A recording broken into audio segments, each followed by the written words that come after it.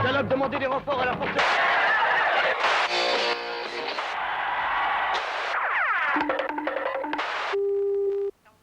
Histoire de la télévision vous propose ce soir et la télé inventa les explorateurs.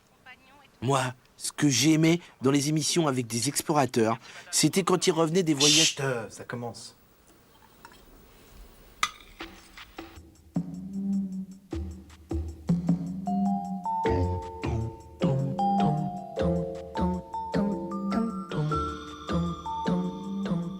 Amis d'aventure, bonsoir et bienvenue à Abang d'accord, où nous recevons ce soir un invité que vous connaissez bien, Étienne Sancel. Étienne, bonsoir. Alors, d'où nous venez-vous, Étienne, ou plutôt, on se connaît, on se tutoie à la ville, donc à l'écran aussi, d'où nous viens-tu, Étienne? Eh bien, je reviens de la tribu des Tumbi, qui sont situés près du fleuve Zougouni, juste à la frontière du Glo. D'accord. Alors, moi le fleuve Zougouni, je sais où c'est, mais pour plus de clarté pour nos téléspectateurs, peux-tu nous dire où se trouve exactement le fleuve Zougouni? Précisément, Voilà. oups, voilà, le fleuve est ici, et les Tumbi sont là. Alors, Étienne, peux-tu en quelques mots nous raconter ton périple? Ouais, alors, donc nous sommes partis de Paris pour aller dans la capitale du Potobo, Kobébou. Puis ensuite de Nkobébou, nous avons acheté une 404 pour aller jusqu'à Palokélé.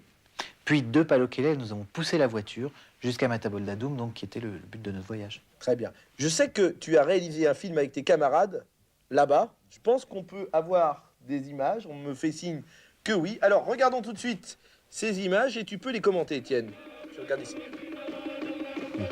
Alors là, nous sommes donc avec toute l'équipe, vous voyez dans la tribu des Tumbi. Alors, vous le voyez à Mataboldadoum, où vous pouvez constater les femmes et les hommes vivent nus. Les Tumbi ont des nourritures très spéciales. Regardez, par exemple, ils mangent des gros vers blancs que l'on roule vivants dans une feuille que l'on trempe dans une mixture très étrange qui a été préalablement mâchée par les vieux du village qui vivent dans des petites cases avec des murs peints. C'est pas très appétissant tout ça, hein. Mais non, mais c'est leur coutume là-bas. Par exemple, t'invitais un Tumbi, là, peut-être qu'il trouverait ça vomir ce que t'as fait manger.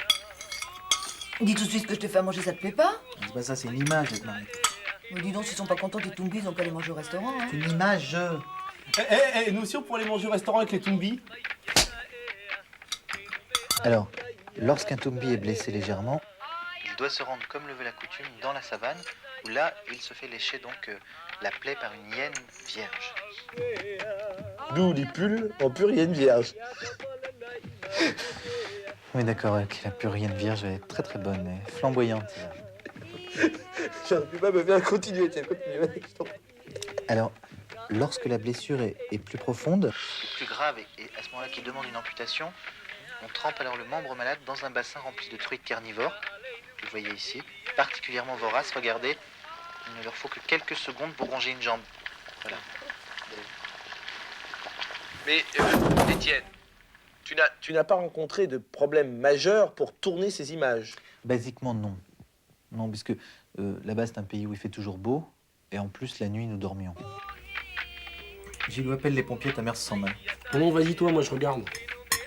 Gilou, appelle les pompiers, ta mère se sent mal. Mais je regarde. Appelle les pompiers, Gilou. Mais je regarde. Ta mère se sent mal, appelle les pompiers. Non, je regarde. Bon, Bon, alors, Étienne, tu nous as ramené quelques objets de là-bas, je crois. Hein? Ouais, tout à fait. Je t'ai ramené ça. Qu'est-ce que c'est? C'est une flûche. C'est une flûche. Les Tumbi s'en servent pour la chasse et propulsent la flûche grâce à cet objet. On appelle un orque. Vous voyez?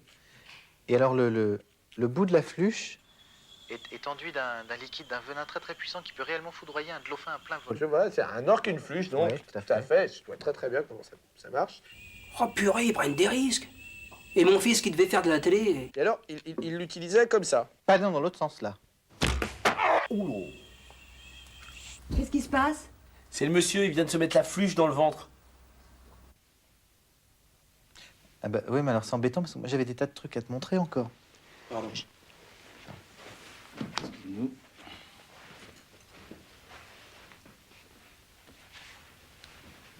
Putain, René, regarde, c'est Raymond. Oh, Oh, il passe à la télé et il est chier, Raymond. C'est lequel Là, là, le gros balèze, là. C'est vrai, vous connaissez là le... Ah bah ouais, bien sûr. Dis donc, il va être drôlement célèbre demain à la caserne, il va signer des autographes. Eh bah ouais, mais si votre femme, elle était pas tombée dans les pommes, eh ben la sœur, c'est nous qui serions à la télé. C'est malin, bravo, t'as gagné, tu pourrais peut-être t'excuser. Ah non, laissez. Parce que Raymond, il mérite d'être connu. Ah ouais, ça c'est vrai, ça. Hein. Parce qu'un jour, un mec, il gueulait, évidemment, il s'était fait couper en deux. C'est Raymond qui lui a retrouvé ses jambes.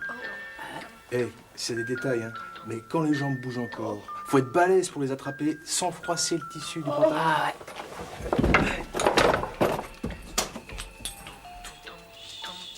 Demain, Histoire de la télévision répondra à la question pompier, un métier, une vocation ou tout simplement une jolie petite gâterie. Bonsoir.